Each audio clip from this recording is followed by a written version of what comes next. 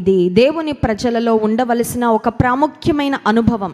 This is a mandatory experience for every believer. ప్రతి విశ్వాసి ఖచ్చితంగా కలిగి ఉండవలసిన ఆత్మ సంబంధమైన అనుభవం ఏంటి? దేవునికి దగ్గరగా రావాలంటే, రక్షణ పొందాలంటే, దేవుని మెప్పించాలంటే, దేవుని ఘనపరుస్తూ మనం ముందుకు సాగాలంటే ఖచ్చితంగా మనలో ఉండవలసిన ఒక ప్రాముఖ్యమైన ఆత్మ సంబంధమైన అనుభవము ట్రూ అండ్ డీప్ రిపెంటెన్స్, నిజమైన లోతైన పశ్చాత్తాపము. లోతైన పశ్చాత్తాపంలో రెండు విషయాలు ఉంటాయి. ఒకటి, there will be emotion and there will also be action.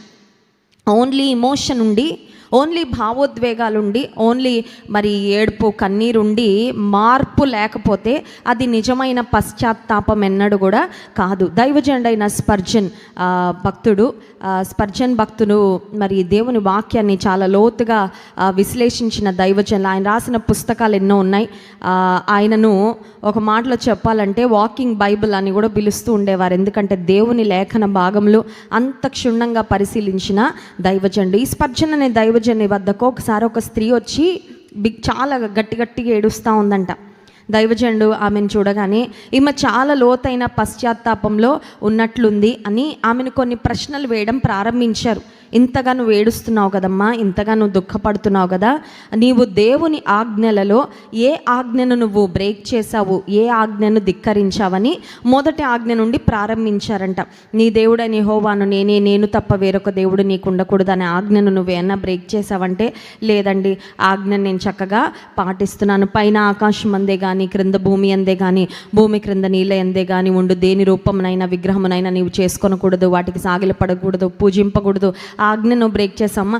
లేదండి, ఆజ్ఞను కూడా నేను పాటిస్తాను. అలా దైవజనుడు 10 ఆజ్ఞలు ఒకదాని తర్వాత ఒకటి చెప్పుకుంటూ, ఈ ఆజ్ఞను బ్రేక్ చేసావా, ఈ ఆజ్ఞను విస్మరించావు అని అడుగుతాడు. అన్ని ఆజ్ఞలు పాటించానండి, నేను ఏ ఆజ్ఞను కూడా ధిక్కరించలేదు, దేవుని మాటలు అన్నీ నెరవేర్చాను అని ఆమె చెప్తూ ఉంటే అప్పుడు దైవజనునికి అర్థమైంది ఈమెలో కనపడుతున్నది కేవలము ఇమోషన్ మాత్రమే, కానీ ఆమెలో ట్రూ రిపెంటెన్స్ లేదు, నిజమైన పశ్చాత్తాపము లేదు.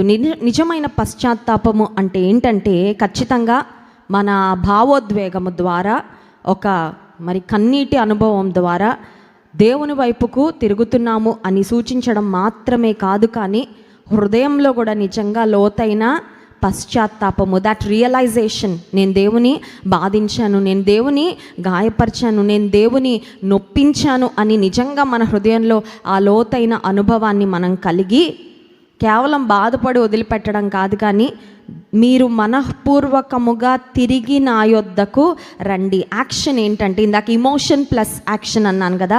ఇమోషన్ ఏమో కన్నీరు విడుచుచు దుఃఖించుచు, నిజంగా వేదన పడి నిజంగా కన్నీటితో దేవుని వైపుకు తిరగడము, కన్నీరు కార్చడం మొదటి విషయం అయితే, రెండవ విషయం ఏంటంటే మనఃపూర్వకముగా తిరిగి నా యొద్దకు రండి. హోల్ హార్టెడ్గా దేవుని వైపుకు మనం తిరిగితే మనల్ని మళ్ళీ వెనక్కి తిప్పగలిగిన వారు ఎవరు ఉండరండి.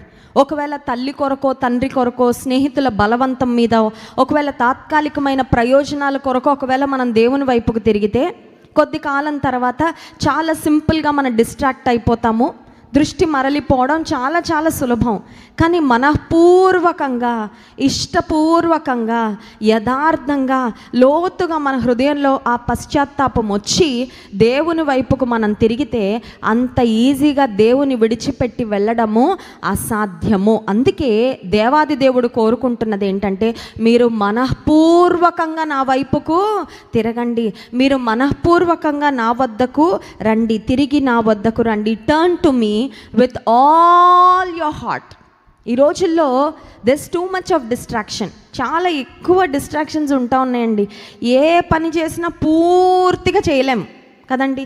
పూర్తిగా ఏది వంట చేస్తూ ఉంటుంది తల్లి, ఆ ప్రక్కన ఇంకేదో పని చేస్తూ ఉంటుంది కదా. ఒక ప్రక్క వాషింగ్ మెషిన్ వేసి, ఒక ప్రక్క వంట చేస్తూ, మధ్యలో స్టవ్ సిమ్లో పెట్టేసి, రూమ్ అలా తుడిచేసి, ఆ తర్వాత పిల్లలకు అలా క్యారేజ్ పెట్టేసి ఎన్ని పనులు చేస్తూ ఉంటామండి. We do lot of multi tasking.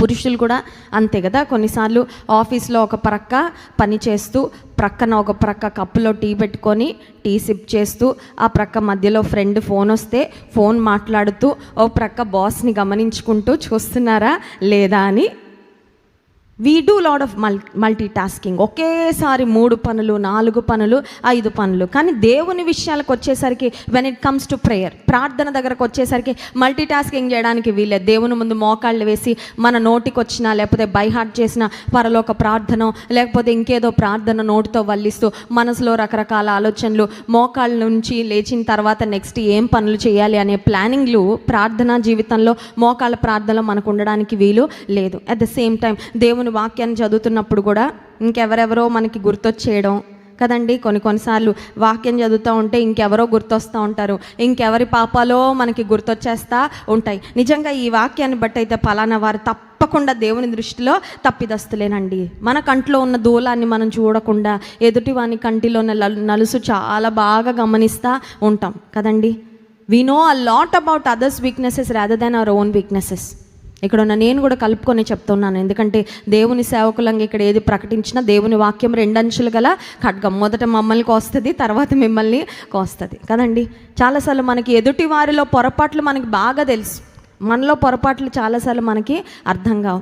ఎదుటి వారు ఏ ఆజ్ఞలు గైకొనట్లేదు, ఏ విషయంలో తప్పిపోతున్నారు, ఎక్కడ వారు ల్యాకింగ్, ఇంకా ఎక్కడ వారు ఎదగాలి, అవన్నీ మనల్ని అడిగితే అద్భుతంగా ఒక రిపోర్టు, ప్రెజెంటేషన్ కూడా ఇచ్చేస్తాం అవసరమైతే. కానీ మన సంగతి ఏంటి అని ఆలోచించుకుంటే దాని విషయంలో మనకు అంతగా అవగాహన ఉండదు. కానీ దేవుని విషయంలో ఆయన వైపుకు తిరిగినప్పుడు, ఆయనను ప్రేమించేటప్పుడు, ఆయనను ఆరాధించేటప్పుడు, ఆయనను సేవించేటప్పుడు మనఃపూర్వకముగా చేయాలి. విత్ ఆల్ యోర్ హార్ట్ అనే మాట దేవుని వాక్యంలో మనం చూస్తున్నాం. 13వ వచనంలో, మీ దేవుడైన యెహోవా కరుణా వాత్సల్యములు గల వాడు. ఇప్పుడు దేవుని వైపు మనఃపూర్వకంగా తిరిగేటప్పుడు ఒక ఆలోచనతో తిరగాలంట. ఏ ఆలోచనతో తిరగాలంటే, రిమెంబర్ దట్ ఆ God is a God of mercy, ఆ God is a God of compassion. ఆయన వైపుకు నేను మనఃపూర్వకంగా తిరిగితే I will receive nothing but acceptance from God. దేవుని వద్ద నుండి అంగీకారము తప్ప తిరస్కారము నాకు రాదు అనే ధైర్యంతో ఆయన కృపాసనం యొద్దకు మనం చేరగలం. స్తోత్రం చెప్దాం, హల్లెలూయా. కొన్నిసార్లు పిల్లలు తల్లిదండ్రుల మాటను ధిక్కరించినప్పుడు కొంతమంది తల్లిదండ్రులు విసిగి ఫైనల్గా అంటారు, ఇంకా మళ్ళీ ఎప్పుడు నీ ముఖం మాకు చూపించకు. అలాంటి వారు తిరిగి ఒకవేళ ఇంటికి రావాలనిపించినా వారి మనసులో ఒక ఆలోచన ఉంటుంది, ఏమనంటే మళ్ళీ తల్లిదండ్రులు అంగీకరిస్తారో లేదో, మళ్ళీ యాక్సెప్ట్ చేస్తారో లేదో. కానీ మన ఆత్మీయ జీవితంలో దేవుని గాయపరిచి, దేవుని బాధించి, మన అపరాధముల వలన, పాపముల వలన దేవునికి దూరమైన తర్వాత ఆయన వైపుకు మనఃపూర్వకంగా తిరిగేటప్పుడు జ్ఞాపకం పెట్టుకోవాల్సింది ఏంటంటే, మన దేవుడు కరుణా వాత్సల్యములు గలవాడు. 13వ వచనంలో, శాంతమూర్తి, అత్యంత కృపగలిగిన వాడు. He is a God who is rich in grace. అత్యంత కృపగలిగిన దేవుడు, శాంతమూర్తి, తాను చేయనుద్దేశించిన కీడు చేయక పశ్చాత్తాపడును గనుక. కానీ దేవుని వద్దకు ట్రూ రిపెంటెన్స్తో వచ్చినప్పుడు ఒక అనుభవం ఖచ్చితంగా ఉండాలంట. ఇందాక 12వ వచనంలో చూసాము, మనఃపూర్వకంగా దేవుని వైపుకు తిరగాలి, ఉపవాసం ఉండి కన్నీరు విడుస్తూ ఆయన సన్నిధిలో ప్రార్థన చేయాలి. ఇక్కడ మనం చూస్తే 13వ వచనం ఆఖరు భాగంలో, గనుక మీ వస్త్రములు కాక మీ హృదయములు. హృదయం చింపడం అంటే అర్థం ఏంటండి? నిజంగా లోతుగా హృదయంలో నొచ్చుకోవడం, Lord I know how much my sin has hurt you. నా పాపం నిన్నెంత బాధించిందో నేను అది గ్రహించుకుంటున్నానయ్యా. లోతుగా నేను బాధపడుతున్నా నేను చేసిన పాపానికి. చాలాసార్లు ఎదుటివారు మనల్ని నొప్పించినవి చాలా డీప్గా తీసుకుంటాం, మనం ఎదుటివారిని నొప్పించింది లైట్గా తీసుకుంటాం. నేను ఇంతే కదా అన్నది దానికి అంత బాధపడిపోయారా అంటాం కదండి. కానీ ఎదుటివారు ఇంతే అన్నా ఇంత బాధపడిపోతాం. అర్థమవుతుందండి? మన స్వభావం, మన నైజం ఏంటంటే, ఎదుటివారు చిన్న నొప్పించేది ఏదైనా చేస్తే దాన్ని చాలా డీప్గా తీసుకొని లోతుగా బాధపడతాం. మనము ఎదుటివారి ఎడల ఏదన్నా తప్పిదం చేస్తే అది మీడియం సైజో పెద్ద సైజో వాట్ ఎవర్, వాళ్ళు ఒకవేళ మేము బాధపడ్డామండి అంటే, చిన్నది కదండి దానికి అంత బాధపడ్డారేంటి అని కొన్నిసార్లు దాన్ని చాలా లైట్గా తేల్చేస్తూ ఉంటాం.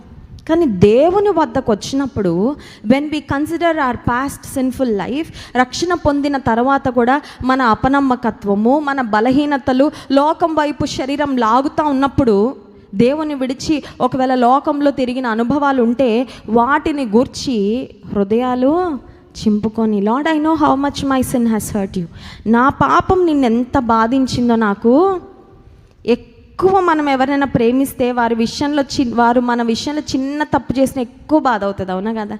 ఎక్కువ ప్రేమిస్తే, if we truly care and love someone deeply, వాళ్ళు చేసే చిన్న విషయానికి కూడా చాలా బాధ. ఇప్పుడు దేవుని విషయంలో కూడా అంతే కదా. దేవుడు లోకమును ఎంతో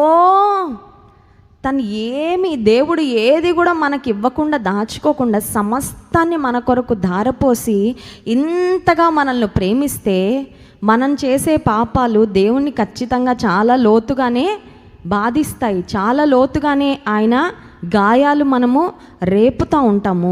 కనుక దేవుని వద్దకు మనఃపూర్వకంగా తిరిగి వచ్చినప్పుడు మనం చేయాల్సిన పని ఏంటంటే, మీ హృదయాలు చింపుకొని ఆయన తట్టు తిరగండి.